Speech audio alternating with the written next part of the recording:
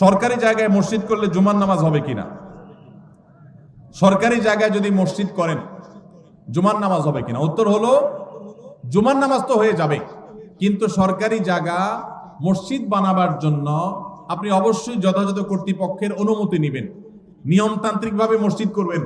মসজিদ আল্লাহর ঘর, সেটা এই জন্য যেখানে সেখানে করবেন। সরকারি জায়গা পাইলেন আর মসজিদ একটা বানায় দিলেন, আদৌ দরকার আছে কিনা সেটার কোনো বিবেচনা নাই, এটা করা উচিত না। তবে এটা ঠিক, মুসলিম প্রধান দেশে মুসলমানদের নামাজ পড়ার জন্য একটা সরকারি বিরাট বড় এরিয়া আছে, সেখানে অনেক মুসলমান বসবাস করে, সেখানে নামাজ পড়ার জায়গা করে দেওয়া সেখানকার কর্তব্য ব্যক্তিদের কর্তব্য, তাদের কাছে সেটা আদায় করতে হবে।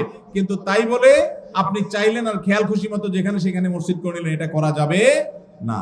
সরকারি জায়গা না, শুধু অন্য কারোর জায়গাতে এরকম মসজিদ করা উচিত না। তবে যদি করেন কেউ, সেই জায়গায় নামাজ আদায় করলে নামাজ হয়ে যাবে, কিন্তু নিয়মতান্ত্রিক ভাবে মসজিদ আদায় করতে হবে, বানাইতে হবে।